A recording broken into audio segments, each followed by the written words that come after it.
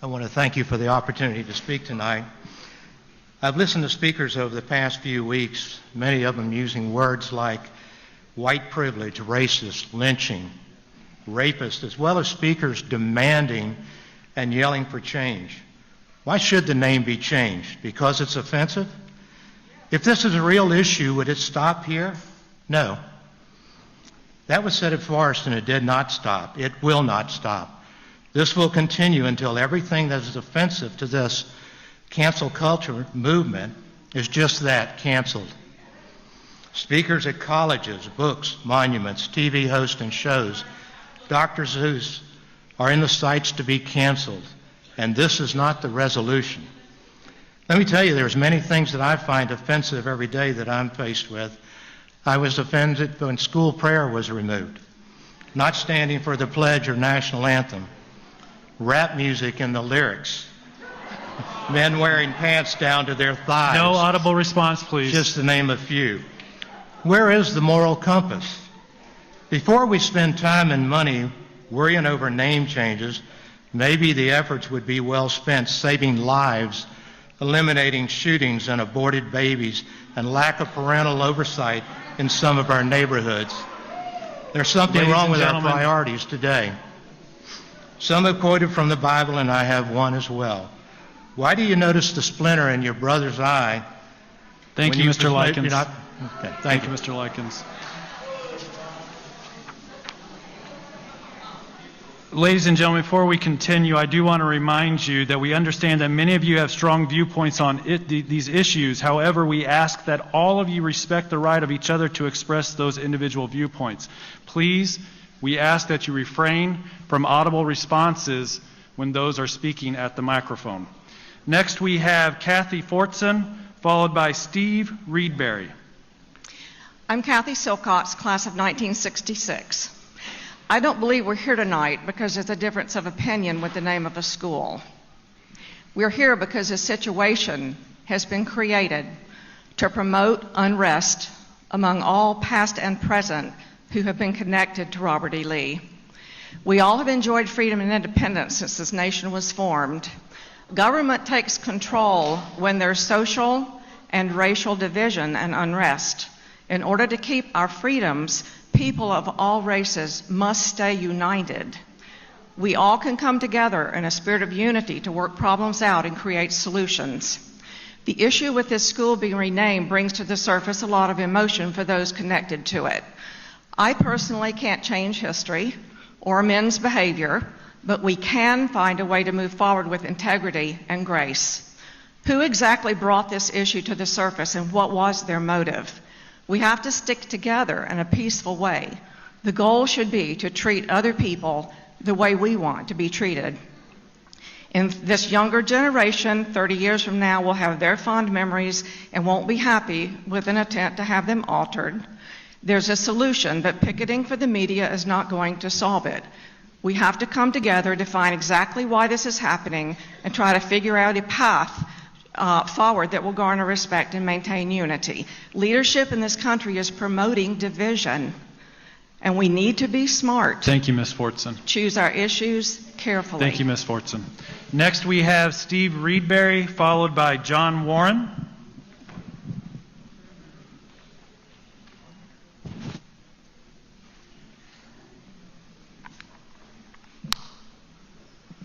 I was seized and roughly divested of my clothing. My feet were fastened to the floor. Drawing me over the bench, face downwards, Radburn placed his heavy foot upon the fetters between my wrists, holding them painfully to the floor. With the paddle, Birch commenced beating me. Blow after blow was inflicted upon my naked body. With his unrelenting arm grew tired, he stopped and asked if I still insisted I was a free man. I did insist upon it, and then the blows were renewed faster. When again tired, he would repeat the same question, and receiving the same answer, continued his cruel labor. At length, the paddle broke, leaving the useless handle in his hand. Still, I would not yield. All his brutal blows could not force from my lips the foul lie that I was a slave. Casting madly on the floor to handle the broken paddle, he seized the rope. This was far more painful than the other.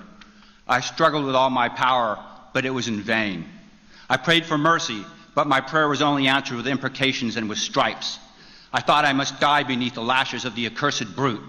Even now the flesh crawls upon my bones as I recall the scene. I was all on fire. My sufferings I can compare to nothing else than the burning agonies of hell.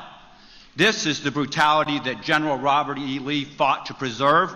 This man should not be honored. Thank you, Mr. Reedberry. Next, we have John Warren, followed by Joanne Brooks.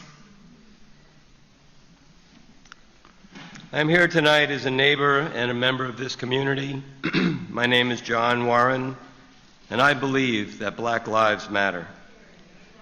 I'm distressed to hear that the banner supporting Black Lives Matter was just removed from this school, which still bears the name of a slave-owning Confederate general. From its founding in 1927 until it was desegregated in 1971, Black lives did not matter in this school. Since 1996, the majority of the students attending this school have been black. I believe that Black lives matter, and I believe these students matter. I believe it is wrong to ask today's students to live with a school name that is deeply insulting to them. Black lives do matter. Now is the time to change the name so that the students of today can choose a name that will make them proud in the future. Let them make the choice.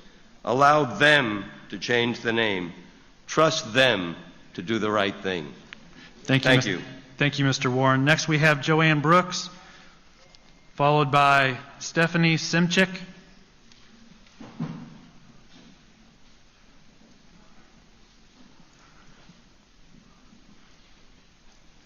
Evening to all. My name is Joanne Brooks, and I'm with the Northside Coalition. I'm a proud member of the Northside Coalition. There is a woman that used to write a lot of good poetry, and I just want to read a little bit about her. Special woman, she went through a lot of things back in the day when being black was not acceptable. But she said, "Still I rise." It's empowering, that message that she had in that poem. And it's a reminder of the abuse of power of those who sit in government, the judiciary, the military, the police force, and so many, many places in our country. Right now, young people, students, you have a chance to make your own history. If you want to get rid of that name, Robert E. Lee, for the school, please go ahead and vote. You must vote. It has to be written down. We can protest and come to meetings, but until you make a decision that you're going to let your voice be heard, this is just great to see each other here, but we also need to come together to make everything equal, have it on an equal ground. If you're talking about Jesus Christ, the cross has a level ground, and we're getting ready to go through Easter. You all need to think about that, those of you who call yourselves Christians. Everything was equal. Thank you, Ms. Brooks. Thank you. Next, we have Stephanie Simchik, followed by Chris Crooms.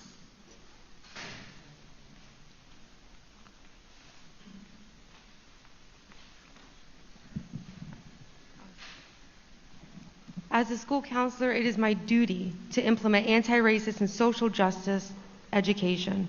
This comes directly from the American School Counselor Association. As a human, I have never had an issue with challenging racism. As a DCPS employee, I have been scared to do so. This needs to change. The only support I have from a leadership entity is my amazing district school counseling team. Anti-racism is not a social movement. It's common sense and decency.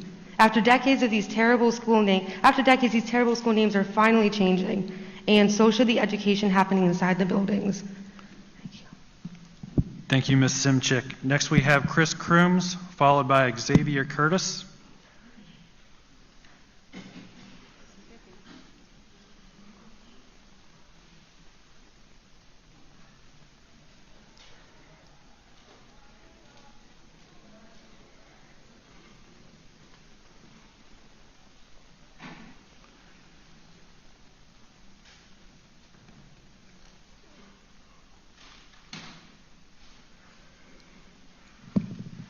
The fact is, the name is changing. The other fact is, what do we as a community do to make sure that this never happens again? For the people that are here, keep saying that where they grew up, in the place, the school that they went to.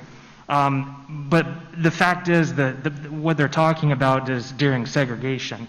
They have no idea what it's like to be a person of color, but only because of the segregation. The picture that I'm trying to create is a table, and at that table, no matter the skin color, they have a basic right to sit at that table. It wasn't about a hot dog and a Coke then, just that it's not about the name Robert E. Lee now. It's about black liberation. Change the name. Thank you, Mr. Crooms. Next we have Xavier Curtis, followed by Jillian Liner.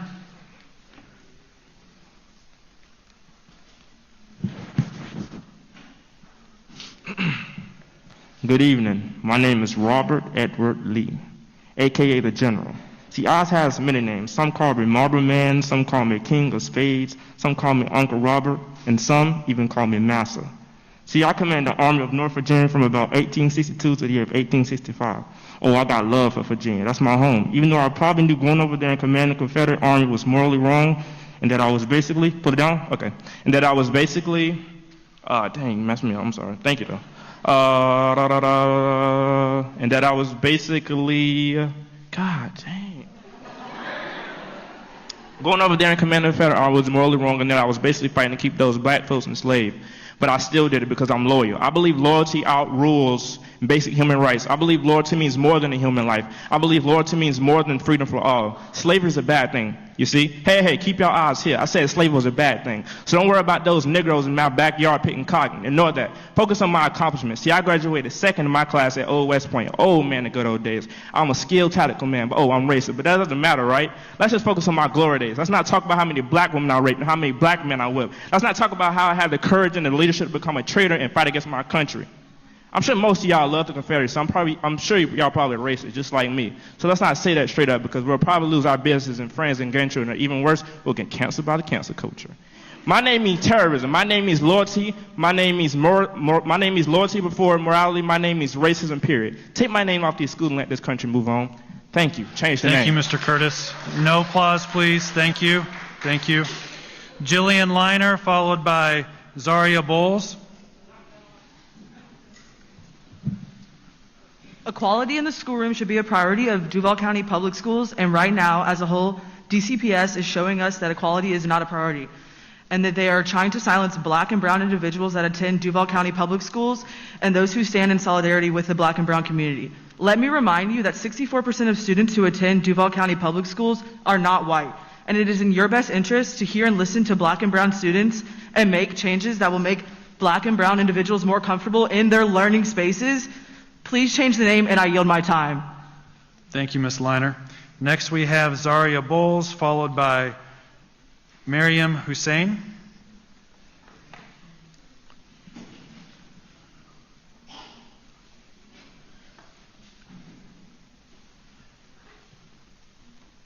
Hi, my name is Zaria Boles. I attend this school as a junior in the early college program. First off, I want to say Black Lives Matter is not a political or social movement, it's a lifestyle. Do you see Hitler being honored in Germany? No, they set reparations and got rid of all celebrations to those key Nazi figures. Not saying these are comparable events in history. No one even cared to honor this man until it was the 1950s and 60s. It first started to maintain social hierarchy in the United States, and most of the schools with Confederate leaders are mostly non-white kids. The fact that people use the religion to defend this is crazy, because the reason this country was built to have freedom of religion, right? Using that idea because my religion dismisses other religions. So keep religion out of the conversation.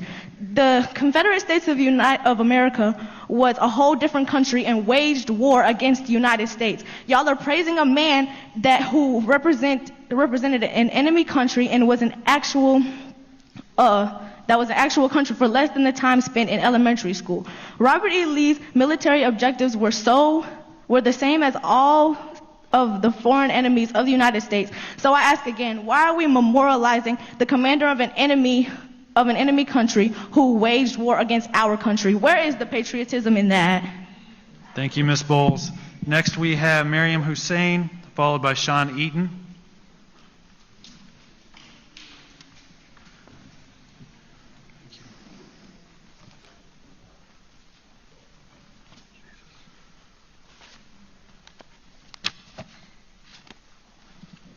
Good evening. My name is Miriam Hussein. I'm a current junior here at Robert E. Lee High School.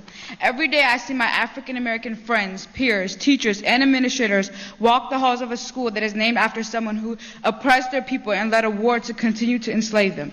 Do you think they would not feel diminished and hurt because the very thing that is supposed to represent them and give them pride reminds them of the many years of suffering that their ancestors faced and that they themselves continue to face? Robert E. Lee symbolizes all of the negative stereotypes and hate that African Americans are faced with, that their lives and stories don't matter, that they are less than, that they cannot lead and are only meant to follow. Our schools are supposed to represent us. They are our identities, and we need the names of our schools to be a name that upholds the values that we believe in and symbolize the ideals that we support. My school should represent me, and I do not want Robert E. Lee to represent me. This is not about erasing the amazing memories of the alumni before us or changing history, but rather about creating a similar history that we will cherish and writing our own history. This change is an investment in us, our generation, and will allow us to continue making positive changes. Thank you. Thank you, Ms. Hussein. Please refrain from applause. Thank you. Sean Eaton, followed by Pamela Coleman. For the record, I support changing the name, and I'm not a communist. I have a couple of hypothetical situations I'd like to float for us to think about. Imagine 30 years in the future and Barack Obama has just passed away. A Chicago high school is renamed Barack Hussein Obama High School. Forward another 30 years, and considerable evidence is discovered that Obama was involved in human trafficking. Would our attitudes change towards school naming remain the same? Now imagine you're dreaming but unable to wake. You find yourself at 1860 Virginia on a tobacco plantation and your skin is the wrong color. How long before you're screaming to wake up? 1 day of forced labor, 1 week of eating leftovers, a month of wearing rags, a year of living in a hovel? When do you start to wonder if you will ever be free of this nightmare? How many lashes? Would you actually have to see your family sold off to understand the horror of this peculiar institution, such a nice name? Do you think a year of this would help you realize that we don't honor slave owners? No? Then I wish you this dream. If I could, I'd curse you with it. As for current events, the school board may want to review the Supreme Court of Tinker versus Des Moines, where the court found that students do not leave their rights at the schoolhouse gate. Be very careful not to abuse your authority to do students their right. Thank you, Mr. Eaton. Next, we have Pamela Coleman, followed by Rose Rondine.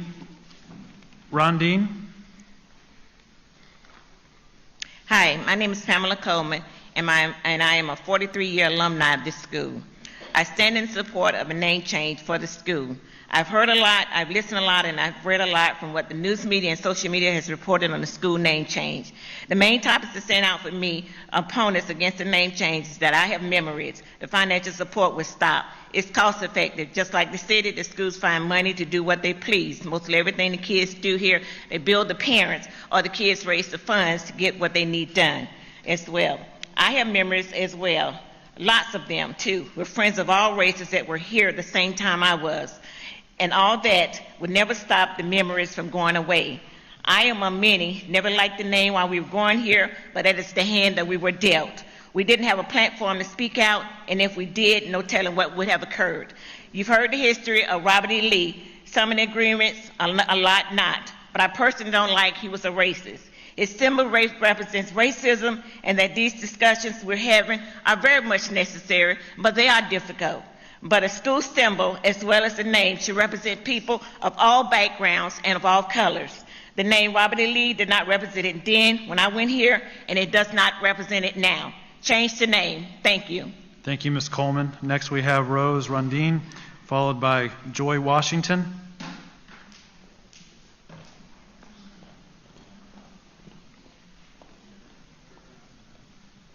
I'm sorry, I think it's Rondo, isn't it? Rondo. My apologies. I thought that was That's an okay. N. Rose Rondo. Yes, thank you. My name is Rose Bowling Rondo. I'm a Lee High alumni. My daddy and all of my aunts and uncles went to Lee High School and graduated. Myself and my 3 brothers and sisters went to Lee High School. graduated. My own daughter went to Lee High School, and she graduated just recently in 2018. I'm here to say that it is time for a change. This school is named after a Confederate soldier who fought in battle to keep slavery alive. We really need to think about that. We need to think about what's best for our students. I can't imagine what the students must feel like going to a school that is named after a Confederate soldier who was pro-slavery. Lee High School was named, if you think about it, during the Jim Crow laws. This is just another form of oppression that has got to stop. It is time to change the name. And here we need to think about here, what is best for the students? Has anyone really asked what the students think about going to a school that is named after a racist Confederate general who fought to keep slavery? We really need to think about our students. We need to think about what's best for our students.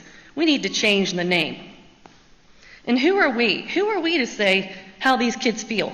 This is their school. This is their lives. Why not make them a priority? It is time to change the name. Thank you, Ms. Rondo. Thank you. Thank you. Next, we have Joy Washington, followed by Avery Black. Hi, my name is Joy Washington. As I hear a lot of people speaking, I decided that I wasn't going to do my speech because a lot of stupid people have been coming up here. You can stalk me, you can do whatever you want because I'm not stopping. And secondly, a lot of people say a man came up here and he said he doesn't agree with us, but he loves our passion. It makes no sense. You either agree with me or you don't. You either like racism or you don't like racism. So, and a lot of people say they haven't been here in 40 years, but now you want to support because your friends are doing it. Okay, if your friend jumps off the cliff, are you going to do it too? And the people always ask me the question, when are you going to stop, supporting this Black Lives Matter, being black? Never. Because you see my skin. So I'm always going to be proud of it, and I really think you need to change the name because a lot of people have been coming here saying, we walk through these doors. You see how traumatic that is for us? We go in and we see that this man have killed slaves, raped black girls, started the KKK. Come on now. It makes no sense. Thank you, Ms. Washington. Next, we have Avery Black, followed by Lila Williams.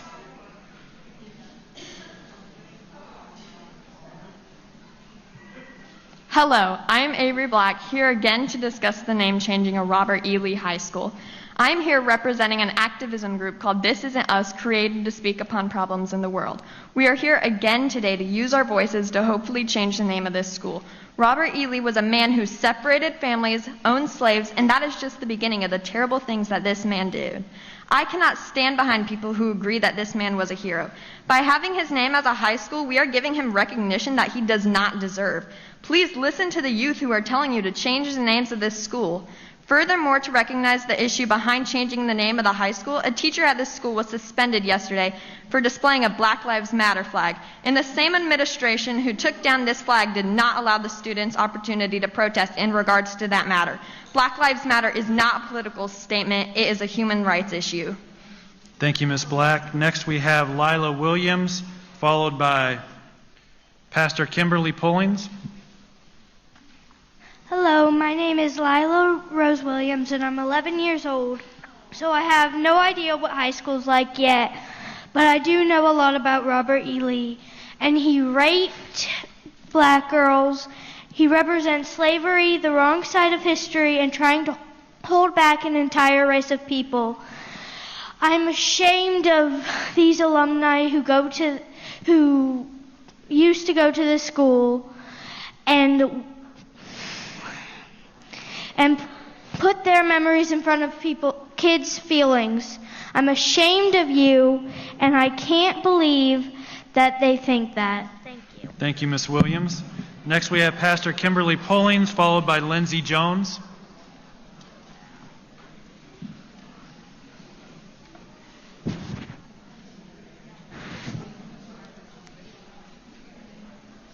Hi, my name is Pastor Kimberly Pullings. I'm with Live Church here in Jacksonville, Florida. I want you to close your eyes and imagine something. You get up to go to school. you wash your face, you get dressed, you go out the door, and imagining yourself having to run to get to your school. Not because you're fighting against gang members, but no, because you have to race to get to school to keep from getting beat up from having to run across Main Street to get to your high school, which was Matthew Gilbert, but you lived on Lee Street, which they took through eminent domain, because they took your home and then moved you to the north side, and now you're in the worst side of town, right? Injustice anywhere is a threat to justice everywhere. We are caught in an inescapable network of mutuality, tied in a single garment of destiny. Whatever affects one directly affects all indirectly. And that is communist Martin Luther King Jr. And I stand with him. And if I'm a communist because of it, praise the Lord. I can't stand your religious meetings. I'm fed up with your conferences and your conventions. I want nothing to do with your religion projects, your pretentious slogans and goals. I'm sick of your fundraising schemes and your public relations and image making. I have had all I can take of your noisy ego music. When was the last time you sang to me? Do you know what I want? I want justice, oceans of it. I want fairness, rivers of it. That's what I want. That is all that I want. That is Amos 5:21 through 24, the Message Bible. Read the whole chapter and eat it. Thank you, Pastor Pollings. Next we have Lindsey Jones, followed by Valentina Williams. My name is Lindsey Jones. I am the proud 2020-2021 Teacher of the Year of this school, but the views I express this evening are entirely my own as a private citizen and homeowner in this school zone. In the very first annual yearbook of this school, published in 1928, the editors and their sponsors gave their reasons for choosing the title of Blue and Gray. The opening words of that foreword said, quote, "In days of long ago, the colors blue and gray held a dear place in many hearts. To a people, they stood for all their happiness, all of which they considered good and glorious. Though those days have long passed, in naming this book, we have again chosen those colors, hoping that they might hold for you, our classmates, the same sentiment as to the people of old." Of course, we all know that the colors blue and gray were the chosen colors of the Confederacy. Those colors did not stand for the happiness of the enslaved people of the Confederacy, nor does it stand for the happiness of their descendants who attend this school today.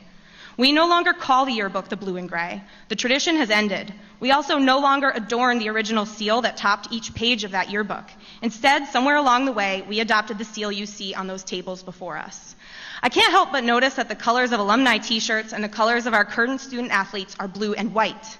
The pom-poms in this room tonight are blue and white. Why can't we agree in striving for a more perfect union of our community and our shared love for this school that our school colors be blue and white, that we change the name, let it be legacy, liberty, or even love. Let it be something that students past, present, and future can all proudly adorn, knowing that L stands for an ideal we all agree on. Thank you, Ms. Jones. Next we have Valentina Williams, followed by Corey S.